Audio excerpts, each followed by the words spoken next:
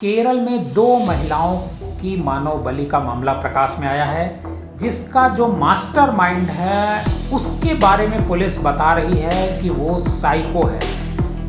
क्योंकि नर बलि से पहले वो जो व्यक्ति है, वो जो तांत्रिक है, वो पहले उस महिला के साथ बलात्कार करता है और बलात्कार के बाद उसके टुकड़े टुकड़े करके उसकी बलि चढ़ाता है। इस मास्टरमाइंड का नाम है मोहम्मद सफ़ी उर्फ राशिद।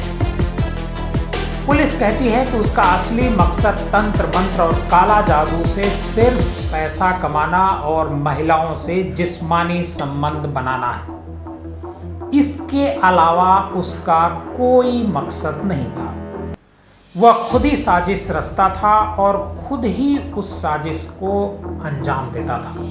इसके लिए वो सोशल मीडिया का सहारा लेता था। आज के डीएनएम शो में हम आपको बताएंगे कि किस तरह से एक व्यक्ति खुद को सोशल मीडिया पर महिला प्रेजेंट करता है, मतलब महिला किसी औरत या लड़की की फेसबुक फोटो लगाकर अपने को महिला बताता है और लोगों से दोस्ती गांठता है। दोस्ती गांठने के बाद उनसे वो कहता है कि वो एक तांत्रिक है और एक तांत्रिक को जानती है वो महिला, और उसके जीवन में अगर वो तांत्रिक आ जाएगा तो वो पैसे से माला माल हो सकता है। नमस्कार, आदाब, आप देख रहे हैं डीएनएम शो। डीएनएम शो में हम अपराध की सच्ची कहानियां आपके सामने लेकर के हाजिर होते हैं। अगर आपको हमारी कहानी पसंद आती है तो हमारे इस चैनल को सब्सक्राइब कीजिए और इस कहानी को ज़्यादा से ज़्यादा लोगों को शेयर कीजिए। भगवान नाम के व्यक्ति से इस सफ़ी उर्फ राशिद ने महिला बन करके एक अपना नाम जो रखा था इसने श्री देवी बन करके फेसबुक पर पहले उसके पति से दोस्ती की भगवल से, और उसके बाद उससे जो असली रूप में खुद सामने आता है वो लड़की को बता करके। आज हम आपको इसकी पूरी कहानी बताएंगे। दरअसल श्री देवी और जो सफ़ी होता है वो दोनों एक ही शख्स होते हैं। अपनी हवस बुझाने के लिए उसने तमाम हथकंडे अपनाए। इससे पहले वो जो नर बलि का मामला है, इससे पहले भी तमाम वो हथकंडे अपना चुका है।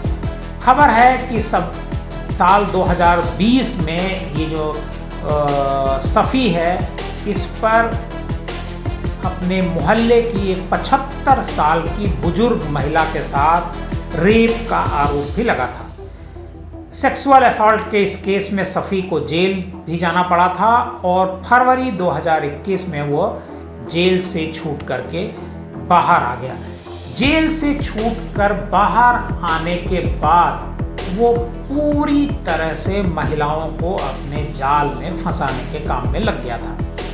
केरल पुलिस तक जब ये मामला पहुंचा और पुलिस ने मामले की इन्वेस्टिगेशन की तो बहुत चौंकाने वाले तथ्य प्रकाश में आई।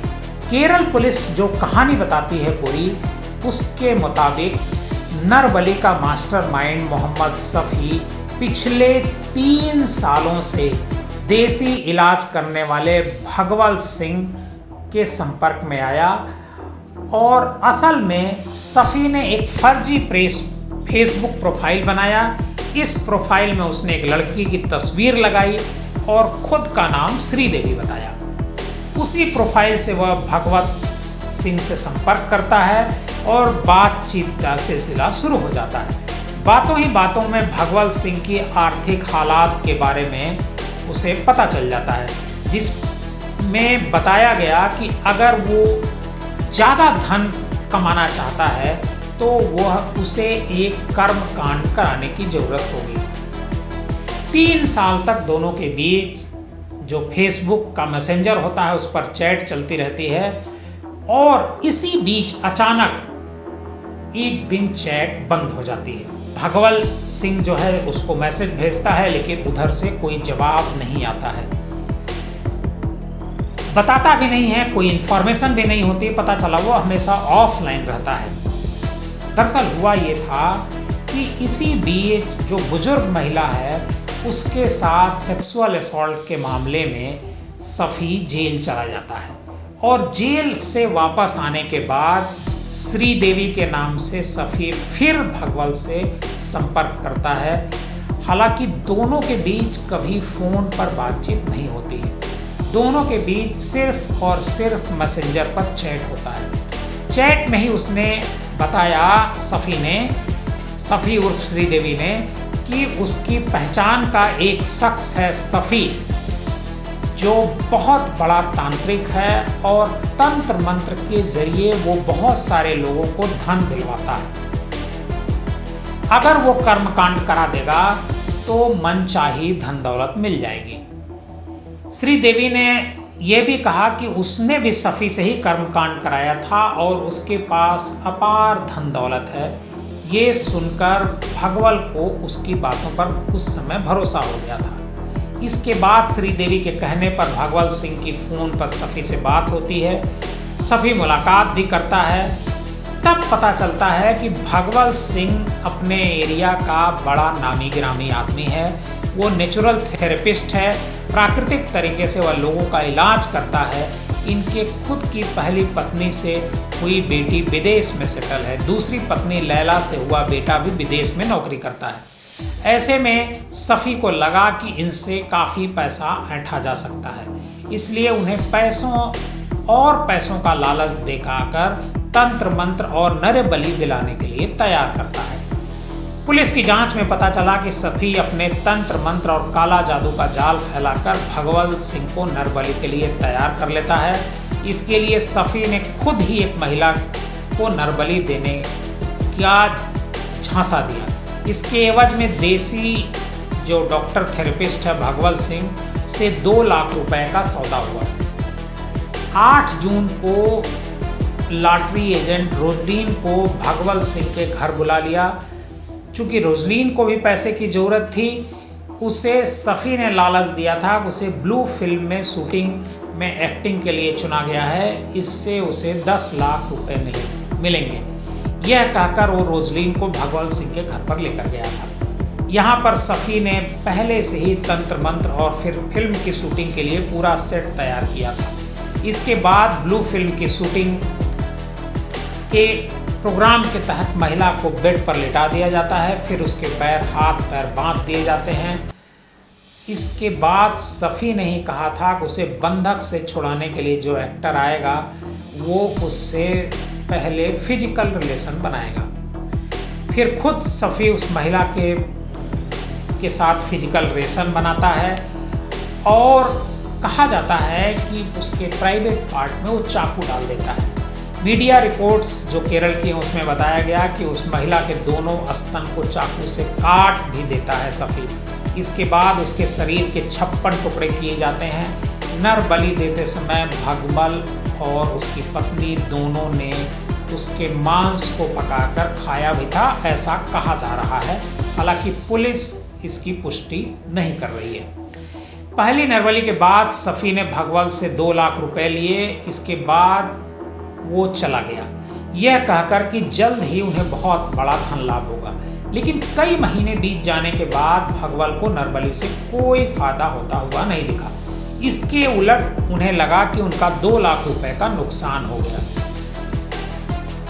भगवल सिंह लगातार सफ़ी से शिकायत करने लगा। इसके बाद सफ़ी ने भगवल सिंह को इसकी असली वजह बताई और कहा कि उनके घर पर जो साया है वो काफ़ी बड़ा है, इसकी वजह से उन्हें फ़ायदा पूरी तरह से नहीं हो रहा, इसलिए एक और महिला की नरबली देनी होगी। इसके बाद सफ़ी ने दूसरी महिला को टारगेट करना शुरू किया। उसी दौरान उसके निशाने पर आई पद्मम।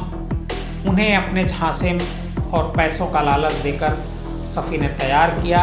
इसके बाद 26 सितंबर 2022 50 साल की पद्मम को भगवल के घर ले जाकर उसी तरीके से उसकी भी नरबली दी गई। लेकिन पद्मम जब गायब हुई, उसके बाद पुलिस में जब शिकायत दर्ज कराई गई तो पुलिस पद्मम की जांच में जुट गई, उसका पता लगाने में जुट गई। इसी दौरान पुलिस ने पद्मम का जो मोबाइल है उसकी कॉल डिटेल निकाली और उसी कॉल डिटेल के आधार पर पुलिस सफ़ी तक पहुंची और सफ़ी को हिरासत में लेती है पुलिस और उससे पूछताछ करती है। और पूछताछ के बाद केरल पुलिस इस पूरे मानव बलि का खुलासा करती है। अब पुलिस ये पता लगा रही है कि सफ़ी ने और कितने ऐसे कर्मकांड किए हैं। आपको हमारी ये कहानी कैसी लगी हमें कमेंट बॉक्स में जाकर ज़रूर बताइए।